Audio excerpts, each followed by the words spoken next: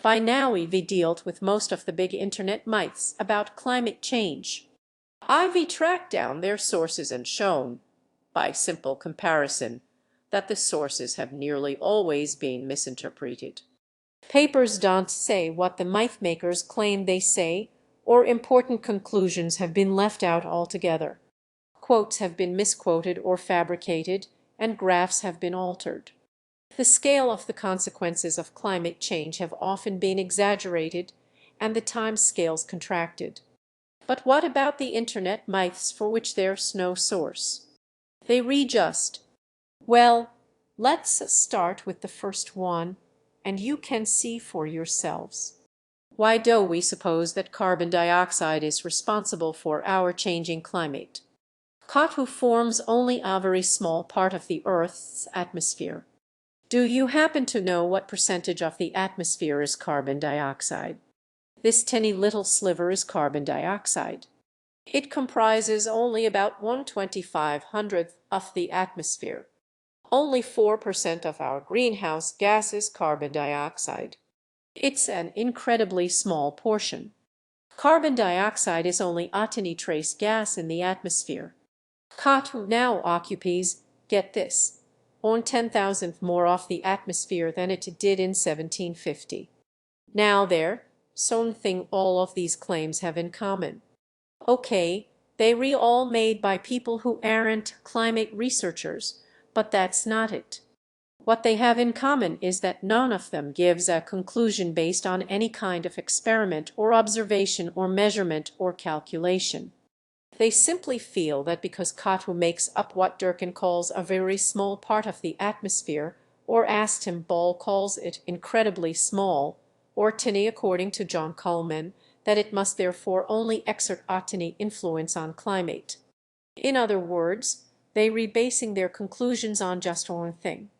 They relying on feeling. Yes, to counter those elitist scientists and their observations and measurements we have nothing more than feeling, which is why Durkin's argument was an experiment or a measurement or a calculation. It was a question he never answered. Why do we suppose that carbon dioxide is responsible for our changing climate? It's a good question, and of course the answer can be found in thousands of scientific papers that have been written on the subject over the last 120 years. But for some reason Durkin didn't answer his own question. He simply appealed to our gut instinct by giving us his feeling and Tim Ball's feeling that if something's tiny, it would surely have a tiny effect. Now, Odo agree that this feeling method of scientific inquiry is much easier. It doesn't require any research or any difficult calculations or any knowledge of physics or expensive lab equipment. You don't need to spend years studying or reading the scientific literature or trying to understand those fancy graphs that only elitist scientists seem to understand. All you need in order to come up with what's known in feeling world as a theory is the following: an armchair. Once you're sitting comfortably in the armchair, just wait till a thought bubble appears and you've instantly got a theory. See, none of that messy experimenting or years of data collecting or complicated calculating is even necessary. Now you can make your own graph based on what you feel is obvious, completely devoid of figures, like this one from the International Journal of Feelings that compares the amount of stuff with the effect of that stuff. And instantly we see that heaps of stuff leads to a humongous effect, while a tiny amount of stuff leads to a teeny-weeny effect. It's just common sense. But of course for everyone who explains this very obvious feeling that CO2 is so teeny-weeny that it can't have any effect, there's some know-it-all who's going to contradict him. In this case, it's Monckton. Carbon dioxide is a plant food. It's necessary.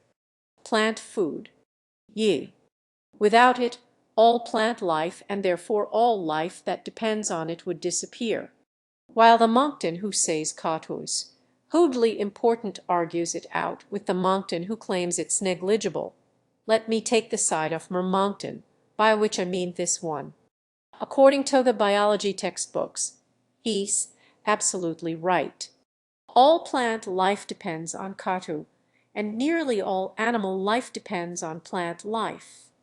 Yet it's amazing that the same people who argue that this small part, tiny little sliver, incredibly small fraction of a percent of the Earth atmosphere, too negligible to have any impact, also accept that it's responsible for nearly all life on Earth. 0.54. It's less than half of 1%. Ye. Yeah. Unbelievable, isn't it? Ye.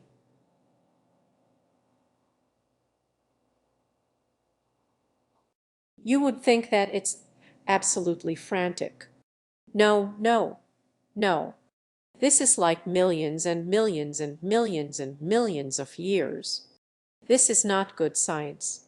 Katu makes plants grow, and that is a good thing. What this tells us, as we will see throughout this video, is that feelings not only override scientific observation and measurement, they even override observations by the feelings themselves. The natural world is full of examples of trace amounts having huge effects. Ozone in the stratosphere makes up a smaller proportion of the atmosphere than Katu, but without it we'd receive lethal doses of ultraviolet radiation. It's a shame we can't actually see carbon dioxide blocking outgoing radiation, because even people who don't understand the numbers and calculations would have a very graphic idea of what's happening. Here Stan Miller demonstrating with ink what 280 parts per million looks like. That's the same concentration as pre-industrial Katu. And then 390 parts per million, the concentration today. Small things can indeed have big effects. So if there's one thing that separates the scientists from the junk science Feely, it's the battle of observation, measurement and calculation against feelings, belief and guesswork. Here, for example, is Congressman John Shimkus explaining during a congressional hearing on climate change why 120 years of physics must be wrong. Genesis 8, verse 21 and 22. Never again will I curse the ground because of man, even though every inclination of his heart is evil from childhood, and never again will I destroy all living creatures as I have done. As long as the earth endures, seed time and harvest, cold and heat, summer and winter, day and night will never cease. Summer and night will.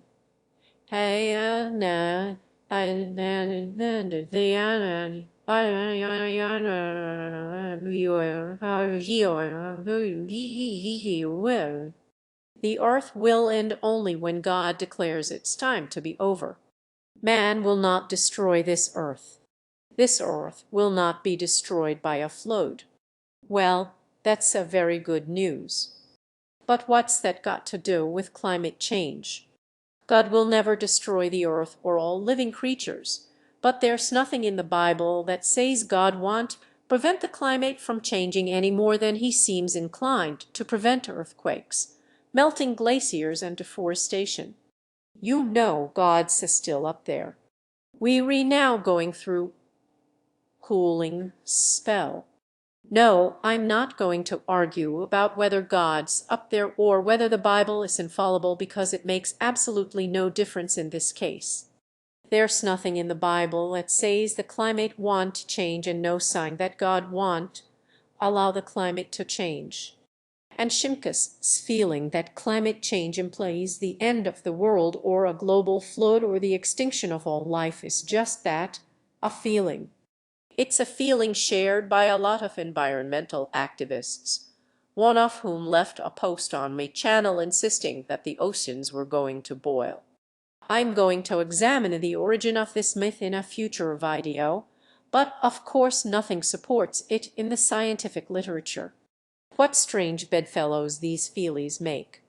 I'd like to speak to you about global warming and about what we all can do to make an impact to help protect our planet and save our planet.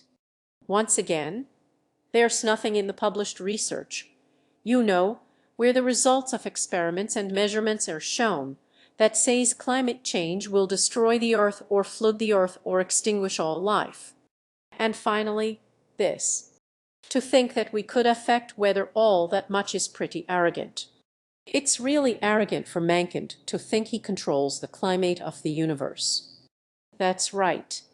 Carbon dioxide can't have any effect on the climate because that would be arrogant.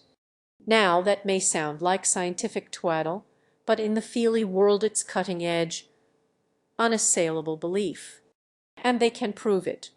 If we look at another Feely graph of global phenomena against lack of humility, we can see that doubling carbon dioxide levels is much higher up the scale than the idea that we're repolluting the oceans, which is merely self-inflated, or the assumption that we're redestroying tropical rainforests, which achieves the level of haughty.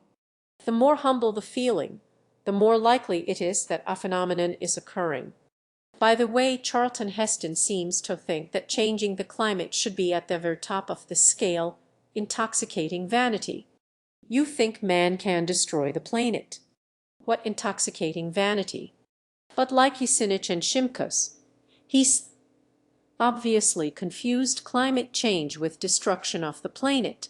Sorry, Chuck, but just look back in geological history and you will see that altering the climate doesn't make the earth blow up.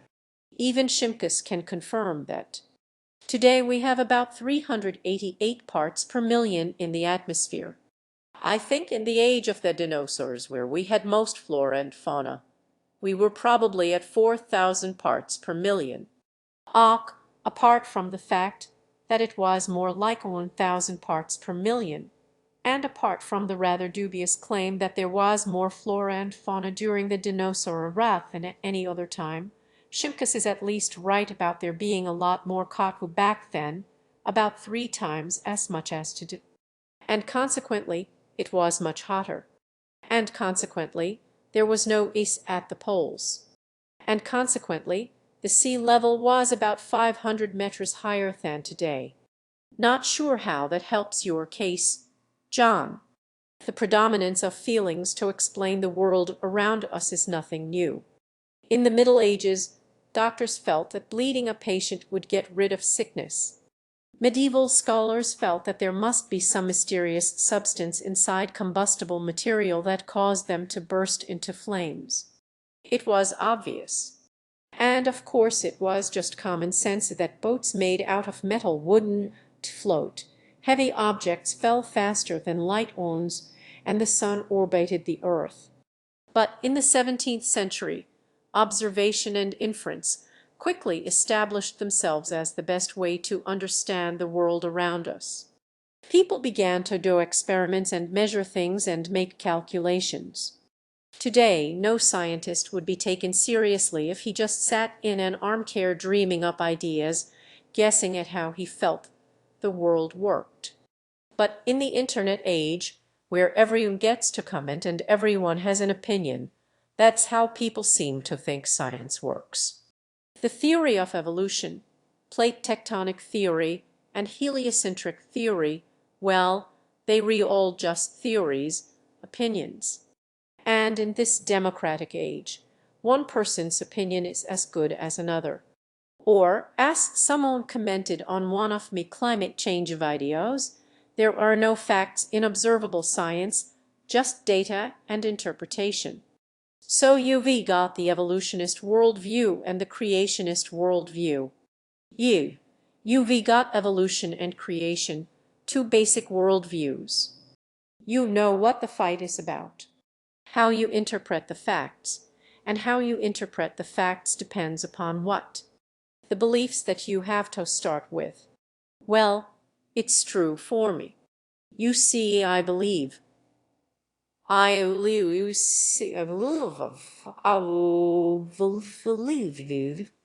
You mean true for you is different from true for anybody else. Yeah, absolutely.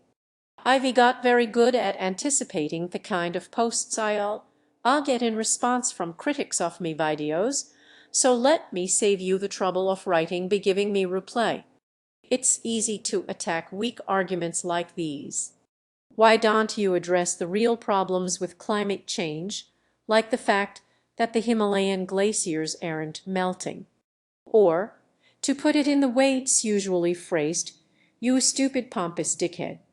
Firstly, of course, I have addressed these issues. I've made over 20 videos debunking most of the big myths about climate change, so check them out.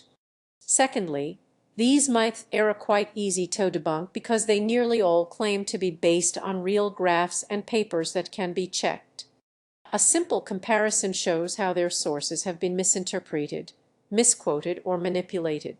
It's the feelings that are much harder to debunk because they are not based on anything but thought bubbles. First of all, they started with global warming because they wanted to focus on CO2.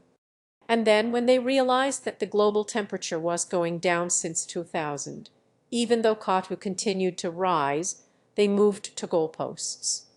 And this is one of the things that's a giveaway. And they started talking about climate change. Now, of course you and I know, the term climate change has been around since at least the Kyoto Protocol of 1997, and at least since the 1980s when the IPS was formed, and at least since the 1970s and the 1960s and the 1950s, when papers were being written about the link between CO2 and climate change. So we know the term climate change was used before, during and after the term global warming was coined to describe one particular aspect of climate change. Yes, we know that. But remember, in the Feely world, feelings override observation. If Timble was able to show a source for his claim, then that would be easy.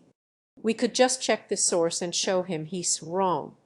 But if he feels something so strongly that the existence of these papers is impossible, then how will you ever convince him otherwise? Instead of name-calling, you should blah, blah, blah, blah, blah, whatever. I think I've been very polite in me climate change series. If you don't like the word feely, then by all means suggest another word to describe someone who derives a conclusion from feelings rather than facts and figures. I just found that description a bit wordy to keep repeating, so feely is easier. And if the feelies can suggest a better name for themselves, at the same time please explain why you think feelings and beliefs should override observation and measurement. Should be interesting. Evolution, climate change, is also just a feeling, a belief, a hoax. Well, if you were thinking of posting this, take a look at the video again. There's a difference between feeling and guessing and observing and measuring. Every observation can be measured and every measurement is an observation. Perhaps we are just not doing a very good job of teaching science in schools, at least a basic understanding of scientific terms like facts, hypotheses and theories, and an ability to think rather than feel. Can I get you guys to sign a petition? What for? For banning dihydrogen monoxide. Oh yeah, I'll sign that. Thank you very much. And our petition woman was getting signatures left and right. Okay, mostly left. But ma'am, there's a lot of people against that evil water.